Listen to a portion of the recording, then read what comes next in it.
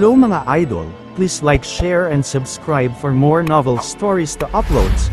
Diyos ng Digmaan, JC Entertainment. Kabanata 1361. Ang lalaking namumuno sa grupo ay pare-parehong natakot. Natakot sila sa gayong pakikipagtagpo sa mga martial practitioner na may tunay na kakayahan sa antas ng Diyos. Ang mga ulo sa kanilang leeg ay nakasalalay sa kalooban ng mas malalakas na mandirigma. Kung ang mga mas malakas ay hindi masaya, ang mga mahihina ay kailangang magpaalam sa kanilang mga ulo. Talagang hindi nila inaasahan na makakatagpo sila ng malalakas na masters mula sa pamilya Cabello ngayong hating gabi. Sinulyapan ni Venus ang kabilang partido bago sinabing umalis sa lugar at maghanap ng ibang lugar na matutuluyan. Maraming salamat, pangalawang young Mistress Cabello. Ang mga lalaking ito bago ang mga Cabello ay nagpakawala ng ginhawa sa kanilang mga puso at mabilis na umalis sa eksena. Buntong hininga, malas talaga nilang makaharap ang second young master ng pamilya ng Han. Ang mga token na pinaghirapan nilang makuha nitong mga nakaraang araw ay naaga ng ganon-ganon lang. Sa isang iglap, ipinahayag ni Daniela ang kanyang mga iniisip nang makita niyang umalis sa kuweba ang kabilang partido. Itinuring silang maswerte na hindi binawian ng buhay ng second young master Hunt ang kanilang pamilya. Wala namang nasaktan ng pamilya nila sa ibang pamilya, mabait sila. Pero malupit ang katotohanan. Kung masama ang mood ng second young master Hunt, natatakot ako na hindi na sila mabubuhay. Hahaha, matagal na. Ang ekspresyon ni Venus ay nagbago sa isang nakakatakot na pagkabigla sa susunod na segundo. Sa sandaling ito, isang masaya ngunit nakakatakot na tawa ang bumungad sa hangin sa kuweba. Ang ikalawang young master Hunt at ilan sa kanyang mga tauhan ay humakbang patungo sa direksyon ng yungib mula sa kagubatan na hindi kalayuan. Nakangiting tumingin siya kay Venus at sa iba pa. Ano ba, hindi ba tayo masyadong kawawa? Si Jack ay nasa pinakakritikal na sandali sa paglikha ng tableta ngayon at siya ay palapit ng palapit sa dulo. Kung siya ay nabalisa, sa tingin ko ay masisira ang lahat. Nangunot ang noo ni Daniela habang kinakausap si Venus. Baka sa mukha niya ang pag-aalala at pag-aalala. Tumigas ang ekspresyon ni Venus. Ang kanyang martial status ay kapareho ng sa akin. Susubukan kong hawakan siya sandali at kailangan nating ilagay ang ating taya kay Jack. Tingnan kong magtagumpay siya, dagdag niya. Okay, hindi mo pa siya nakalaban noon at nabalitaan ko na napakalakas at makapangyarihan ang kanyang galing sa pakikipaglaban. Pangalawa sis, kailangan mong maging mas maingat. Pinagdikit ni Daniela ang mga labi niya at lalong lumalim ang pagitan ng mga kilay niya. Nag-aalala siya para kay Venus. Huwag kang mag-alala, mag-iingat ako, sagot ni Venus sa malumanay na boses. Oh my little beauties, anong binubulong-bulong mo dyan? Ang pangalawang young master Hunt ay huminto sa hindi kalayuan at winagayway ang kanyang kamay, habang ang kanyang mga tauhan ay naghiwa-hiwalay at pinalibutan ang kuweba sa pormasayon. Agad na lumapit sa pasukan ng mga amo ng pamilya Cabello na nasa loob ng kuweba ng makarinig sila ng mga tunog mula sa labas. Namula ang kanilang mga mukha at naging hindi magandang tingnan nang malaman nilang ang kabilang partido ay ang Hunt family. Nothing worth your attention. Second young master Hunt, matagal na talaga. Kamusta ka kanina? Isang awkward na ngiti si Venus. Ito ang unang pagkakataon na nakilala niya ang second young master Hunt mula nang magsimula ang kompetisyon. Siya ay walang kaalam-alam sa katotohanan na ang kasalukuyang second young master Hunt ay hindi na nagtatagal sa intermediate stage ng True God Realm at nakarating na sa huling stage ng True God Realm. Ang kanyang husay sa pakikipaglaban ay ilang beses na mas malakas kaysa kay Helena na nasa huling yugto na ng tunay na mga kaharian ng Diyos sa loob ng ilang taon. Gayunpaman, hindi alam ng ikalawang young master Hunt na sinadya ni Venus na pigilan siya. Iniisip na lang niya na si Venus at ang iba pa ay nahulog na sa kanyang mga kamay at nakulong. Well, ginagawa ko. Medyo maayos lately. Kami ang pamilyang Hunt, alam mo, marami sa mga taong iyon mula sa kung anong mga pamilyang pangalawang klase o pangatlong klase ang sumuko ng kanilang mga token sa sandaling makita nila ako. Hindi ko na kailangang labanan sila. Haha, dahan-dahan niyang sabi. Pagkatapos ay iniunat niya ang kanyang likod at idinagdag sa isang mapagmataas na tono, buntong hininga. Talagang kamangha-mangha ang pagkakaroon ng mataas na kahusayan sa pakikipaglaban at pagiging martial. Lahat ay magiging maayos at walang kahirap-hirap para sa akin. At ang gayong paligsahan, para sa isang tulad ko, ay talagang walang kahulugan. Kabanata 1362. Anong ibig mong sabihin na wala itong ibig sabihin? Gusto mo bang magpaliwanag? Sinadya ni Venus na hawakan siya at gumawa ng mas maraming oras para kay Jack. Hey, hindi ganon ka-simple. Iyong mga mandirigma mula sa pangalawa at pangatlong klaseng pamilya ay maaari lamang isuko ang kanilang mga token sa akin kapag nakilala nila ako. Hindi ko na kailangan pang ipaglaban iyon at ang mga token ay nasa aking mga kamay. Walang masyadong makakatalo sa akin kahit na ang iyong kapatid na babae ay hindi makakapantay sa akin. Well, maliban sa aking kapatid na lalaki, sa palagay ko ay hindi sapat na matalo ako sa mundong ito. Napangiti si Chet at idinagdag, talagang nasa top 3 ako sa tournament sa pagkakataong ito. At base sa kabuoang resulta, ang Hunt family ay talagang number 1. Medyo masyado kang kumpiyansa, no? Hindi ko akalain na mas mahina ang kapatid ko sa'yo. Ngumisi si Venus. Namuo ang mga pahiwatig ng paghamak sa kanyang mga mata. Hey, hindi ka na-inform, no? Muntik ko nang mahuli ng buhay ang kapatid mo. Kung hindi dahil sa B***star na Jack na yon, na sinamantala ang hindi ko pagpansin at tumakas kasama ang kapatid mo, naging babae ko na siya. Malamig na umungol ang second young Master Hunt. Hinaplos niya ang kanyang baba at tumingin kay Venus at Daniela sa kanyang harapan. But well, God is fair to me. Your sis has really got away from my grip, but ngayon ay pinadala kayong dalawa ng Diyos sa akin. Hehe, mas magiging masaya ito sa pagkakataong ito. Mapaglarong pahayag niya. Hindi inaasahan ni Venus na si Chet ay napaka-***starred at walang kahihiyang ibinuhos ang mga salitang iyon. Oh wow, naisip ko noong una na dahil mayroon kang mahusay na talento at pambihirang kasanayan sa alchemy, magiging isang disenteng ginoo ka. Talagang hindi ko inaasahan na ang pangalawang young master ng maalamat na pamilyang Hunt ay magiging isang walang hiya at walang hiyang halimaw. Isang disenteng gentleman. Hey! Tumawa ng malakas si Chet matapos marinig ang sinabi ni Venus. Kapaki-pakinabang ba ang pagiging isang disenteng ginoo? Noon, sobrang conscious ako sa aking imahe at reputasyon, gusto kong maging decent gentleman, sa iyong paningin, pero ano ang naidulot nito sa akin? Sa huli, isa lang akong tanga na napabayan ninyong tatlo. Habang ipinahayag ni Chet ang kanyang nararamdaman, lalo siyang nabalisa. In the contrary, I found that this time the tournament is really tailor-made for me. I don't have to take into account your feelings. Kung sino ang gusto kong patayin, papatayin ko, kung sino ang gusto kong labagin, lalabagan ko, pati ikaw, ang legendary 3 golden flowers ng pamilya Cabello. Gentleman, decent man, Bullsh *T, you'll not like you. Ang pangit, at ang katabaan ko, di ba? Nakakatawa, hindi kami magugustuhan ng isang tulad mo, kahit na maganda ka. Inilibot ni Daniela ang kanyang mga mata sa kabilang partido at kinontra ito nang hindi nagbibigay ng mukha sa kabilang partido. Hindi mo naman ako gusto diba? Ayos lang. Magugustuhan kita saglit. Malamig na ungol ng second young Master Hunt. Naikuyom niya ang kanyang mga kamao at isang layer ng chi energy ang nabuo sa paligid ng kanyang mga kamao. Ang enerhiya ng chi ay agresibong nanginginig sa paligid ng kanyang mga kamao. Si Venus naman ay napadila sa sitwasyon. Noong una ay binalak niyang hawakan siya saglit, kaya sinadya niyang magtanong para isama si Chet sa paglalakad sa pakikipag-usap. Ngunit, isang pangungusap, mula kay Daniela ay lubos na sumang-ayon sa hayop sa loob ni Chet. Daniela, bakit mo siya gin-icing? Ipinahayag ni Venus ang kanyang kawalang kasiyahan. Wala siyang ibang naiwan kundi ang humakbang pasulong na may mga ngiping nagngangalit at nakakuyom na mga kamao. Pinalibutan din ng chi energy ang kanyang nakakuyom na mga kamao. Sana mahawakan ko siya ng kaunti pa, sabi niya. Noon lang napagtanto ni Daniela ang kanyang pagkakamali. Ang kanyang mga salita ay nagdulot sa kanya at sa iba ng problema na hindi niya maisip. Siya ay naiimak. Naibol lang niya ang kanyang mga kamao at nilagyan ng chi energy at tumabi sa kanyang kapatid. Venus, napakalakas ng lalaking ito. Mahihirapan kang kalabanan siya ng mag-isa.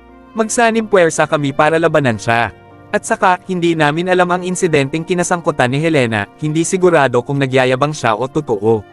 Sige, hindi mababa ang martial status mo, sabay tayong lalaban.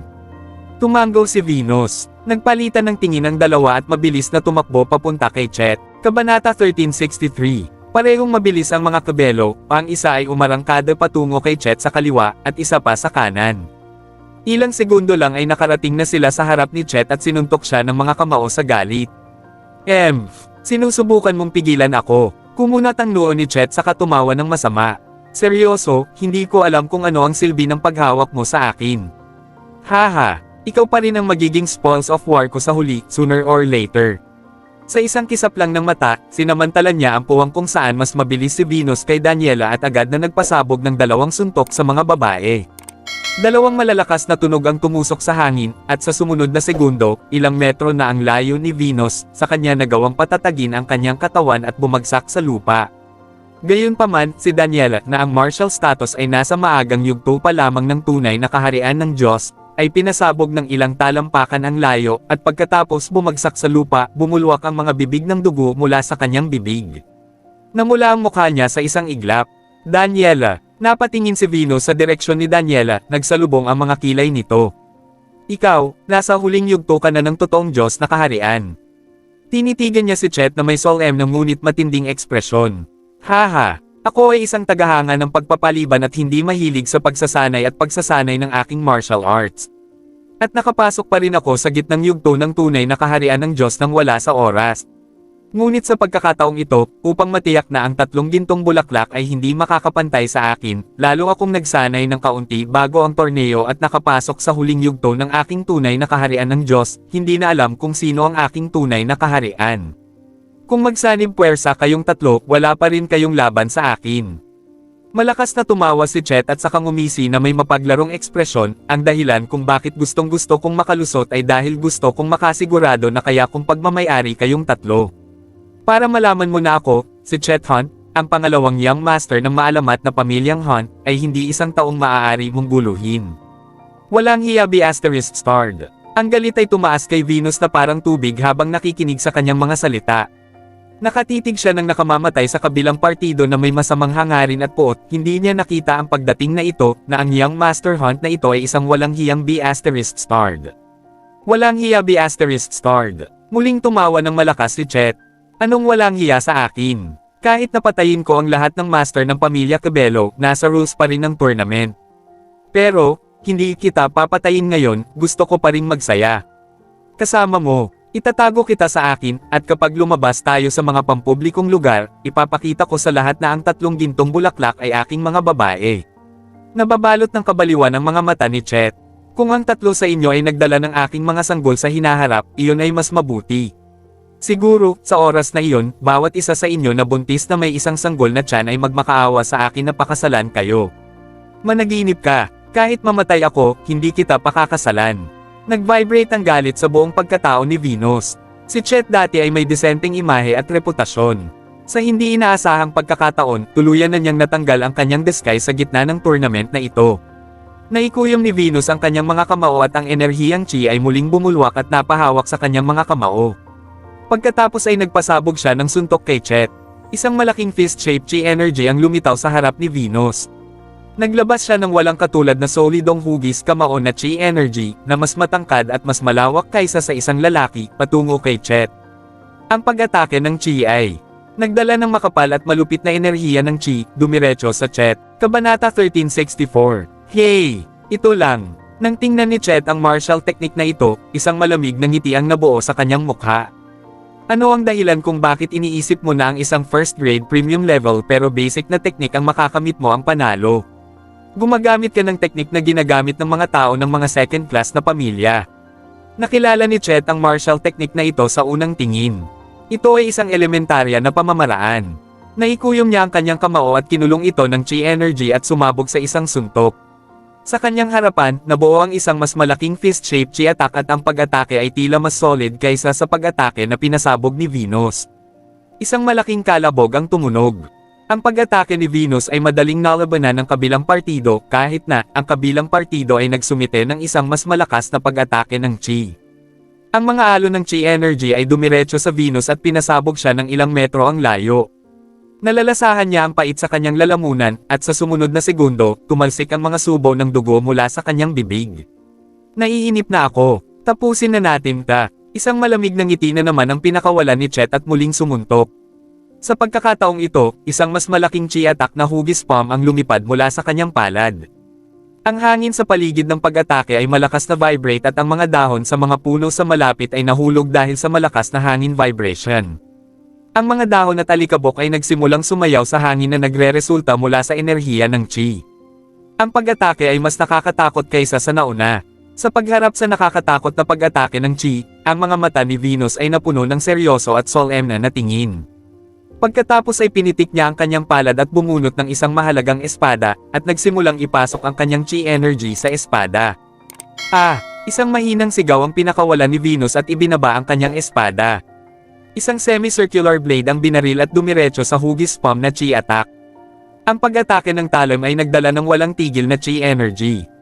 Hey! Isang second grade martial technique. Kung titignan, ito ay dapat na second grade elementary level. Sa kabilang banda, bahagyang nagningning ang mga mata ni Chet sa pag-atake ng talon sa kanyang harapan. Hindi masama ang martial skill na ito. At ginawa mo rin itong parang nakakatakot. Good job. Pero, wala sa harap ko. Masyado ka pa ring naive para umasa na ang ganitong klaseng pag-atake ay makakalaban sa atake ko.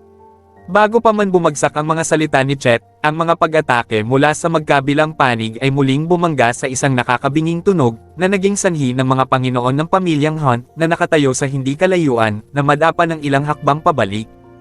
Ang sagupaan sa pagitan ng dalawang powerhouse na nagpapahintulot sa kanila na, muli, masaksihan ang lakas ng nangungunang tatlo sa mga pamilya ng anino. Ang malaking palm-shaped chi attack ay naturalized sa pamamagitan ng blade attack, gayunpaman, ang blade attack ni Venus ay halatang hindi solid at malakas para pigilan ang atake ni Chet. Unti-unting nilalamon ng atake ni Chet ang bawat atake ni Venus. Damn it, masyado siyang makapangyarihan. Hindi lang kami ang kalaban niya. Ibang level na siya. Lalong naging hindi magandang tingnan ang mukha ni Venus sa napagtanto. Tumutulo ang butil ng pawis mula sa kanyang noo. Upang maging mas malakas ang kanyang pag-atake, talagang iniksyon niya ang ilan sa kanyang lakas sa pag-iisip dito, upang ang kanyang pag-atake ay maging mas malakas at mas matatag. Gayunpaman, kung ang kanyang pag-atake ay nawasak, siya ay makakaranas din ng matinding pinsala. Path! Sure enough, tuluyan nang nawasak ni Chet ang sword aura ni Venus. Nagbuga siya ng maraming dugo. Na-neutralize lang ng kaunti ang hugis palm chi attack ni Chet. Sa natitirang pag-atake ng chi, patuloy itong sumugod at malapit nang mapunta sa maliit na katawan ni Venus. Tapos na, masasaktan ako sa pagkakataong ito. Hindi mapigilan ni Venus na mapangiti ng mapait sa sitwasyong nasa harapan niya. Ang kabilang partido ay nasa huling yugto na ng totoong Diyos na kaharian. Ang kapal at lakas ng kanyang chi energy ay hindi niya maihahambing. Kabanata 1365. Not to mention that Chet was the prodigy among the masters. Ang teknik na ginamit niya ay isang high-level teknik ng Hunt family. Walang laban si Venus. Gayunpaman, isang madilim na silhouette ang lumabas mula sa kuweba sa loob ng millisecond sa sandaling iyon at tumayo sa harap ni Venus. Isang espadang aura ang bumungad sa harapan. Lumitaw ang sword aura at direktang dumapo sa ibabaw ng hugis palad na chi attack. Ang dalawang pag-atake ng chi ay nagsalubong, at sa huli, na-neutralize at kinansela nila ang isa't isa. Jack, natapos mo na ang pagpino ng tableta. Ang galing! Nang makitang si Jack ang hamarang kay Venus, lumipad ang diwa ni Daniela, kasabay nito ang pag-angat ng malaking bato sa kanyang puso. Nakita niya ng sarili niyang mga mata ang galing ni Jack sa pakikipaglaban. Siya ay mas malakas kaysa sa kanyang pangalawang kapatid na babae Venus. Oo, tapos na ang pil. Salamat sa pagtulong sa akin na kumita ng ilang oras. Malapit na akong magtagumpay, at kung maabala ako, masisira ang lahat at kailangan kong i-restart ang buong proseso. Napakamot ng ulo si Jack saka tumingin kay Venus na nasa likod niya. Iwan mo sa akin. Ikaw, mag-isa, sigurado ka bang kaya mo siyang talunin? Bakit hindi kita samahan at baka may pagkakataon tayong manalo sa ganoong paraan? Medyo nag-aalala si Venus. Nang hindi sumagot kay Venus, pinitik ni Jack ang palad niya at kumuha ng healing pill para kay Venus. Umuwi ka sa kuweba. Itong mataba na sa asterisk mabag, matagal ko na siyang gustong turuan ng leksyon, at sa pagkakataong ito ay walang mga salik na namamagitin, walang ibang naririto. Hindi ko na siya papakawalan muli sa pagkakataong ito. Sok! Sino pa kaya yon? Syempre nandito na ang B** starred na si Jackie. Last time na hinayaan kitang makalayo kay Helena. Ngayon, pinadala ka ulit ng Diyos sa akin, hindi ko nahahayaan na magkaroon ka ng pagkakataong makatakas. Nang makita ni Chet na ang maitim na figure ay si Jack, nagsimula siyang tumawa ng malamig. Then he willed his head to face Daniela and Venus. Oh, now I get it. You two were trying to earn some time for this B***, right? Naghihintay sa kanya na tapusin ang pagpino ng tableta at lumabas upang iligtas ka. Hihihi. Anong grupo ng mga musmos na paslit? Nakatakas ang B** na ito kasama ang kapatid mo sa akin. Sa tingin mo kaya kanyang ililigtas noong siya ang nakatakas? Naniniwala ako kay Jack. Gayunpaman, pumakbang si Venus at ipinahayag ang kanyang pananampalataya. Ano nga ulit pangalan niyan? Oswald. Oswald Hunt. Hindi ba pinatay siya ni Jack sa isang kisap mata? Pinatay mo siya. Ang pangalawang Young Master Hunt ay nabigla sa bagong piraso ng impormasyon. Nagulat siya. Tama, nakalimutan ko, na nagawa mong iligtas si Helena sa ilalim mismo ng aking ilong, kaya ang iyong galing sa pakikipaglaban ay dapat nakatulad ng kay Helena.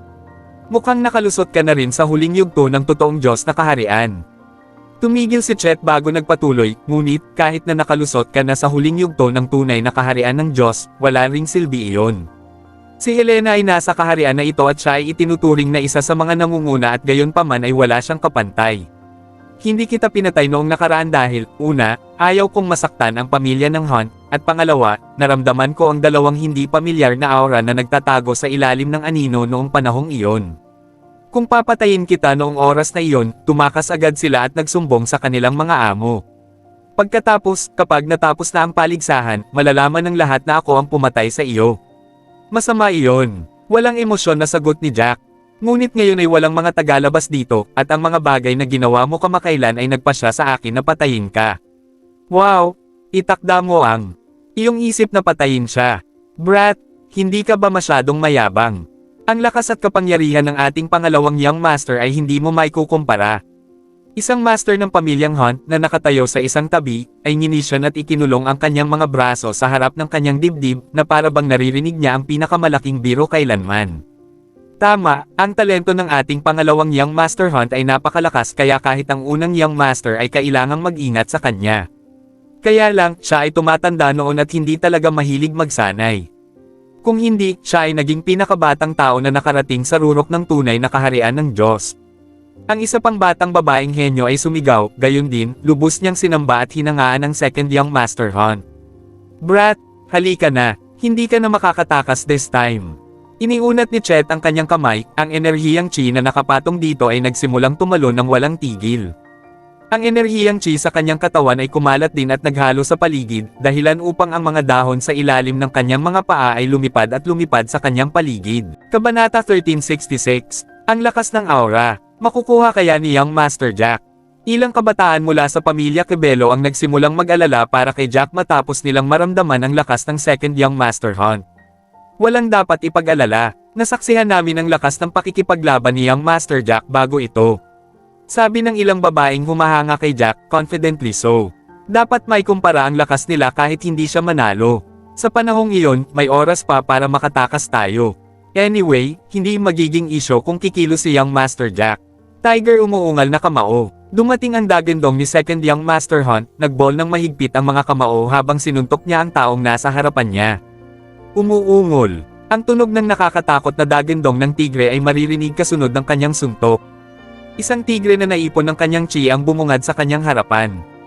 Ang makatotohanang tigre ay tila nakatayo ng ilang metro ang taas habang dinadala nito ang sarili na parang hari ng gubat. Oh my God! Nabaluktot ang mukha sa takot, sumigaw si Daniela sa iba, lahat, umatras. Nagulat din dito ang mga miyembro ng pamilya Hunt. Malayo-layo ang kanilang nilakbay dahil natatakot silang masaktan sa laban. Bata, alam mo ba kung gaano ako kalakas ngayon?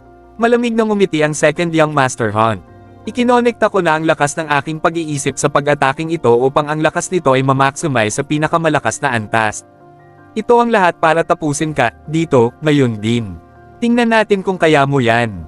Ikinulong ni Jack ang kanyang mga kamay sa mga kamao at sumuntok din sa harap.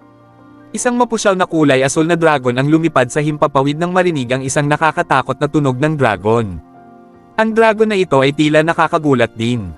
Ang dragon ay tila parang buhay sa hitsura habang ang mga bigot, talon, at kaliskis nito ay malinaw na nakikita. What the F***? Medyo malakas ang martial skill na ito. Naningkit ang mga mata ni Daniela nang makita ito. Ito ba ang Tiger Dragon Fight? Saan nakuha ni Jack ang martial skill na ito? Imposible siya, isa itong second grade intermediate martial skill. Mukhang malakas ka para lumaban sa akin, binata. Nag-alab din ang fighting spirit ni second Young Master Hunt. Nagulat ka sa kompetisyon na ito. Mukhang nalampasan mo na at naabot mo ang mga huling yugto ng antas ng tunay na Diyos. Imposibleng magsagawa ka ng napakalakas na pag-atake kung hindi mo ginawa. Nakalusot ka, kaya hindi nakakagulat na maglakas loob kang labanan ako. Hindi nakaimik si Jack. Hayaan mong ipakita ko sa iyo ang aking husay sa pakikipaglaban. Dahan-dahang nilabas ni Jack ang pinipigilan niyang aura pagkatapos niyang magsalita. Sa kauna-unahang pagkakataon ay pinakawalan ang aura ng kanyang katawan at ang kanyang vibration na matagal niyang itinatago.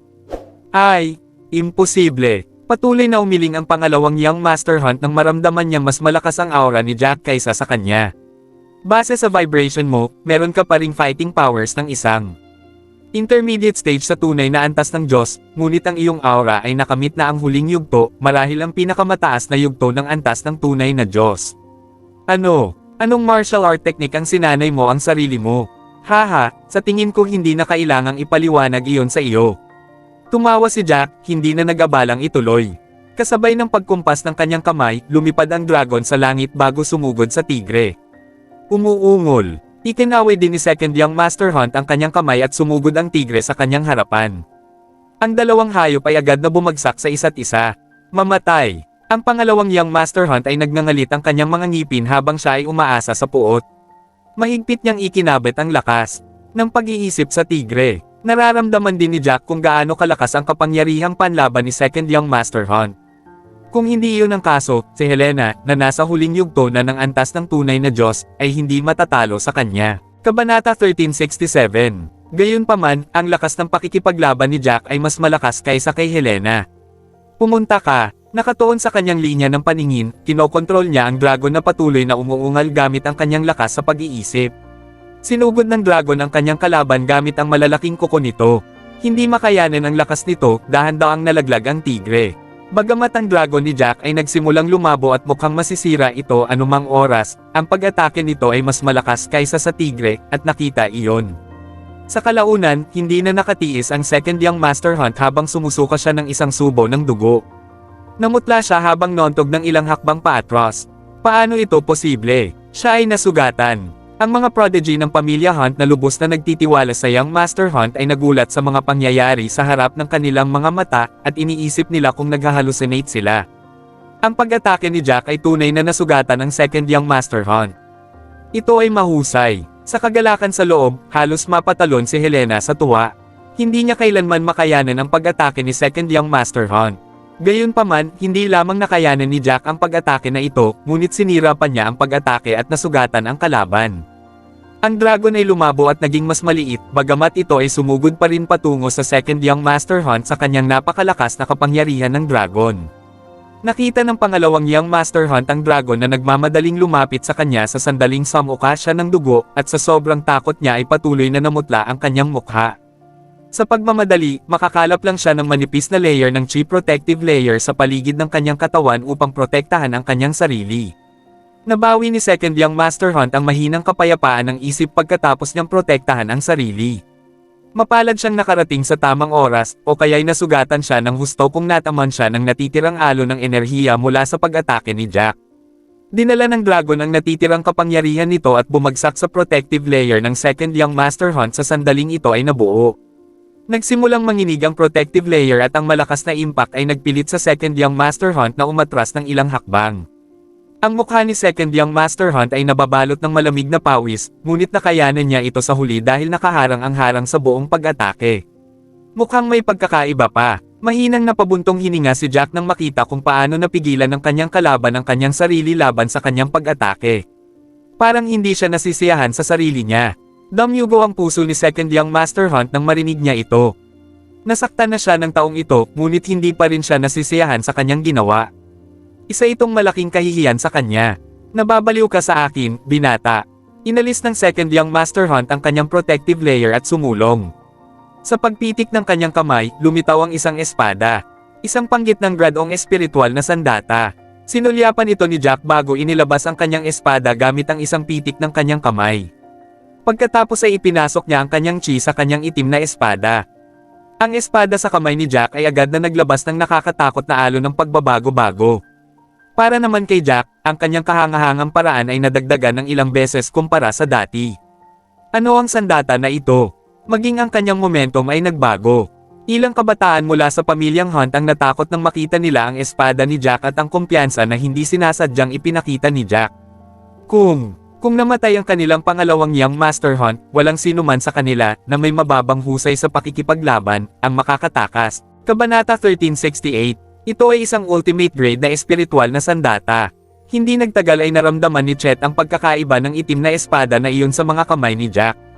Sa simula ay magarbo at may tiwala sa sarili, naging maingat siya nang mamulat sa kanya ang realisasyon, ang kanyang pagdududa ay makikita sa kanyang ekspresyon. Ano? Isa itong ultimate grade na espiritual na sandata. Hindi katakataka na ang taong ito ay sobrang kumpiyansa, ito ay dahil siya ay nagmamayari ng isang napakahalagang bagay. Siguro kung matatalo pa ba ng pangalawang Young Master ang lalaking iyon sa pagkakataong ito. Bahagyang nag-alala ang ilang miyembro ng pamilya Hunt matapos nilang kumpirmahin na ang espada sa mga kamay ni Jack ay talagang isang ultimate gradong espiritual na sandata. Huwag kang mag-alala, sinanay ng ating pangalawang Young Master ang kanyang martial skill, 100 Leaves Chop, sa abot ng kanyang makakaya. Ang kanyang combat power ay hindi isang bagay na kayang kalabanan ng isang normal na tao. Para naman kay Jack, kahit na siya ay may suporta ng isang ultimate grade spiritual weapon, siya ay nasa intermediate lamang ng true god level. Marami pa rin tayong pag-asa. May kumpiyansang sabi ng isang lalaki mula sa pamilya Hunt pagkatapos niyang isipin iyon. Dahil dito, marami sa kanila ang naging mas kumpiyansa sa sitwasyon pagkatapos nilang marinig ang pagsusuring ito. 100 Leaves Chop, sa sandaling ito, inihagis ni Chet ang kanyang espada kay Jack. Isa-isang lumitaw sa kanyang harapan ang mga pag-atake sa anyo ng mga dahon. Mayroong higit sa 100 mga talam ng dahon habang tinatakpan nila ang isang malaking espasyo. Pinagmasdan ni Jack ang pag-atake at natuklasan na ang mga daong ito ay mas mabilis kumpara sa mga dati nang sinasalakay ni Chet kay Helena. Ang mga dahon na ito ay mas matalas din kaysa dati. Ang taong ito ay isang hindi mapag-aalinlangan ng master dahil ang kanyang husay sa pakikipaglaban ay muling tumaas sa loob ng 2 araw na ito sa pagpasok sa kagubatan. Walang pag-aalinlangan si Jack na magagawa ni Chet na makalusot at makamit ang pinakamataas na yugto ng antas ng tunay na Diyos kung tumutok siya sa pagsasanay. Blade Wave. Nang mapansin niya ang mga dahon na nakatutok sa kanya, inihampas ni Jack ang kanyang espada at ginamit ang kanyang second grade premium martial skill, Blade Wave. Lumitaw ang mga alon ng sword aura sa harap ni Jack na para bang mga lumilipad na espada. Ang mga lumilipad na espada ay nag-coagulate sa mga alon at umaakyat patungo kay Chet, walang katapusan habang inaatake siya ng mga ito. Ang taong ito ay mayroon ding second grade premium martial skill. Labis na natakot si Second Young Master Hunt nang makita niya ang pag-atake ni Jack. Naalala niya kung paano gumamit din ng martial skill si Jackie nang iligtas niya si Helena, ngunit ang martial skill na iyon ay hindi kasing dominante ng isang ito. Gayunpaman, ang dating martial skill ay nakakatakot din. Dalawang nakakatakot na pag-atake ang nagbanggaan sa isa't isa sa sandaling iyon, at maririnig ang mga pagsabog. Ang mga miyembro mula sa pamilya Cabello at ang pamilya ng Hunt ay nanonood, lubos na kinakabahan. Alam ng lahat na ang gayong labanan sa pagitan ng mga eksperto ang magpapasya sa kalalabasan sa pagkakataong ito. Kahit anong panig ang nanalo, ang kabilang partido ay maiiwan lamang sa kamatayan. Sa loob ng ilang segundo, nagsimulang sumigaw ang mga miyembro ng pamilya Hunt nang mapagtanto nila na may mali sa sitwasyon, masama ito. Hindi nalampasan ng 100 Leaves Chop ng Second Young Master Hunt ang pag-atake ni Jack. Nadurog ang mga dahon sa impact.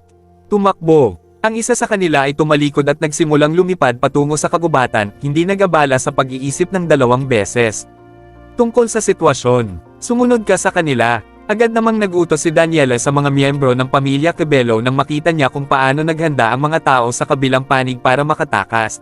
Kabanata 1369. Kailangan nating tumakbo, mabilis. Ang iba pang mga miyembro ng pamilya Hunt ay nagsimulang lumipad palayo at nagtangkang tumakas nang makita nila na ang Second Young Master Hunt ay hindi na makayanan ang kanyang sarili laban sa pag-atake.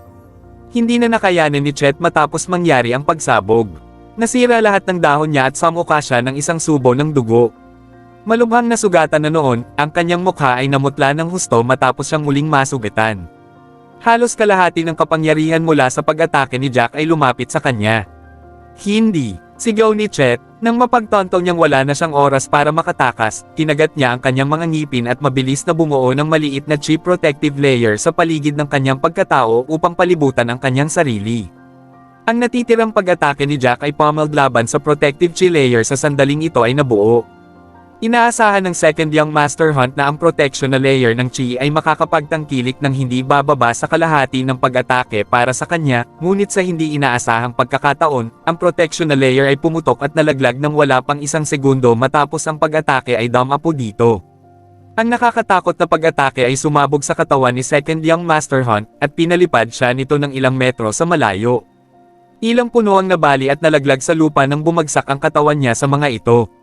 Sa huli, ang pangalawang Young Master Hunt ay nakahiga sa lupa na parang isang patay na aso na hindi makagalaw kahit isang daliri. Muling lumitaw si Jack sa harap ng Second Young Master Hunt sa isang iglap. Sa sandaling ito, ang mga mata ni Second Young Master Hunt ay napuno ng kawalang paniwala habang siya ay bumubulusok ng sunod-sunod na subo ng dugo. Malamig ang ekspresyon ng mukha ni Jack habang nakataas ang espada sa kanyang mga kamay. Paano? How dare you want to kill me? Ako ang pangalawang Young Master ng Hunt family. Young man, kung papatayin mo ako. Ang pangalawang Young Master Hunt ay nagbanta kay Jack sa kanyang mahinang hininga. Sa kasamaang palad, sinaksak siya ni Jack ng kanyang espada bago niya natapos ang kanyang pangungusap. Tumalsik ang dugo at namatay ng ganoon si Second Young Master Hunt. Lumuhad si Jack at kinuha ang martial ring ni Chet. Sa sandaling iyon, maririnig na bumulwak ang dugo mula sa bibig ni Jared Hunt habang naghihintay siya sa labas ng kagubatan. Master Hunt, anong nangyari? Tanong kaagad ni Trente nang maramdaman niyang may mali pagkatapos niyang makita ang nangyari. Napatingin din ang iba kay Jared. Damn it, may pumatay sa anak ko. Chet, napatay na si Chet. Sa sobrang galit ni Jared ay naging berde ang kanyang mukha at nanginginig ang kanyang boses, hindi niya akalain na mamamatay ang kanyang anak. Bukod pa riyan, ilang araw pa lang nagsimula ang kompetisyon. Imposible iyon. Paano mo nalaman iyon, Master Hunt? Hindi makapaniwala ang ibang mga Panginoon ng pamilya nang marinig nila ito. Hindi sila makapaniwala na ang isang master na tulad ni Chet ay mamamatay sa naturang kompetisyon. Bukod doon, walang sino man ang magiging matapang na pumatay sa kanya kahit na mas malakas ang kanyang kalaban kaysa sa kanya. Bagamat isinantibi ang mga usapin sa buhay at kamatayan sa kompetisyong ito at walang sino man ang maaaring tumingin sa kung ano ang nangyari pagkatapos ng kompetisyon, alam ng lahat kung gaano kalakas at dominante ang pamilya Hunt. Sino ang maglalakas loob na pumatay sa anak ng Panginoon ng pamilya Hunt sa ilalim ng normal na mga pangyayari? Kahit na gusto nilang pumatay ng isang tao mula sa pamilya ng Hunt, pipiliin nila ang isang tao na walang mataas na posisyon sa halip na si Chet Hunt. May lihim na pamamaraan ang pamilyang Hunt at nagagawa naming bumuo ng mga koneksyon sa isang tao pagkatapos naming ipasok ang aming lakas sa pag-iisip sa kanila. At least, malalaman namin kung siya ay buhay o patay na. Kinagat ni Jared ang kanyang mga ngipin habang napuno ng puot ang kanyang mga mata. Pinunasan niya ang dugo sa mga sulok ng kanyang bibig habang idinagdag niya, kung ang ibang tao ay namatay, ang taong gumamit ng lihim na pamamaraan na ito sa kanya ay masusugatan din. Kabanata 1370. Ngayon, ang koneksyon sa pagitan ko at ng aking anak, si Chet, ay naputol. Anak ko, tila lumaki si Jared ng ilang taon nang mas matanda sa loob lamang ng ilang sandali habang siya ay nahulog sa kawalan ng pag-asa. Gusto kong malaman kung saang pamilya nanggaling ang prodigy na ito na pumatay sa Second Young Master Hunt. Dumating ang tahimik na bulungan sa ilan sa kanila. Tama, mapangahas talaga ang taong ito. Sa tingin ko ang pinakamataas na master mula sa 8 Shadow families ang makakagawa nito. Sabi ng isang family master mula sa second class na aristokratikong pamilya matapos itong maingat na pag-isipan. Itinuring na kapansin-pansin para sa mga kahangahangang pamilya mula sa mga maharlikang pamilya na tulad natin na nasa paunang o intermediate na yugto ng antas ng tunay na Diyos. Wala silang lakas para patayin ang Second Young Master Hunt. Ang aking anak na lalaki ay nakalusot na sa huling yugto ng antas ng tunay na Diyos bago siya pumasok sa kagubatan, at mayroon din siyang isang panggit ng gradong espiritual na kasangkapan. Sino ang magiging sapat na malakas upang patayin siya? Gusto kong malaman, ngayon. Ang galit na si Jared ay humigpit ang kanyang mga kamao, hindi merehistro ang pagkamatay ng kanyang anak. Bagamat ang buhay at kamatayan ay isa ring personal na responsibilidad noong nakaraang mga kompetisyon, ang mga kompetisyon ay isinagawa sa isang entablado sa isang one-on-one na pagsasaayos. Bukod pa riyan, ikinokonsiderang tapos na ang kompetisyon nang ang isa sa kanila ay proactive na umamin ng pagkatalo at tumalon sa entablado. May mga dahilan siya sa pagpiling magkaroon ng gusot na labanan sa kagubatan sa ilalim ng Kobe Mountain. Gusto niyang patayin ng mga miyembro ng pamilyang Hunt ang pinakamaraming prodigy mula sa mga first class na aristokratikong pamilya hanggat maaari. Kung siya ay magtagumpay, ang mga pamilya ay haharap sa isang agwat sa pagitan ng mga luma at bagong prodigy. Sa panahong iyon, pananatilihin ng pamilyang Hunt ang kanilang hindi mapag-aalinlangan ng ranggo sa unang lugar. Iyon din ang dahilan kung bakit paulit-ulit niyang idiniin na ang buhay at kamatayan ay mga personal na responsibilidad sa kompetisyong ito. Walang sino man ang pinayagang mag-imbestiga kung ano ang nangyari sa panahon ng kompetisyon pagkatapos nito. Hindi niya akalain na ang kanyang pangalawang anak ay mamamatay sa loob ng kagubatan. Nakapasok na siya sa huling yugto ng antas ng tunay na Diyos at napatay pa rin. Ang sino mang pumatay sa kanya ay dapat na nasa huling yugto din ng antas ng tunay na Diyos. Napaisip agad si Family Master Lagorio kay Jack nang marinig niya ito. Kahit na hindi ito agad na tingnan ng pamilyang Hunt, tiyak na masusuklam ang mga miyembro ng pamilyang Hunt sa pamilyang puti kung ibinabalangkas niya ang pamilyang puti para sa pagkamatay ni Chet. Agad na lumakad si Trenton at nagsalita pagkatapos niyang isipin ang tungkol dito. Master Hunt, sa tingin ko ay hindi marami ang makakapangasiwa nito, at malaki ang posibilidad na ang binatang iyon, si Jack White. Ang taong iyon ay napakatalino at may medyo nakakatakot na lakas sa pakikipaglaban. Nakilala ko ang kanyang suntok noon, at alam ko kung gaano kaitikot ang kanyang tunay na lakas. Galit na galit si Nash nang marinig ito. Paanong hindi niya alam kung ano ang sinusubukang gawin ng B***star na si Trenton? Agad siyang naglakad pasulong at sinabing, Master Hunt, hindi mo mapakinggan ang walang kabuluhang pinag-uusapan ni Master Lagorio, halatang nagsisinungaling ang matandang lalaki na ito. Paano makakapantay ang anak ko sa pangalawang young master na katatapos lang niyang makapasok sa intermediate stage ng True God level? Alam ninyong lahat na ang relasyon natin sa pamilya Lagorio ay napakasama ngayon, at sinisikap niya tayong iframe ngayon. Haha, sa palagay ko ay malaki pa rin ang posibilidad na ito ang kagagawa ng anak mo. Alam nating lahat na hinabol ni Second Young Master Chet Hunt ang panganay na young mistress na si Helena Cabello dati, ngunit hinalikan ni Helena ang iyong anak sa lansangan at sinabing magkasintahan silang dalawa. Please subscribe and hit the notification bell for more novel stories. JC Entertainment.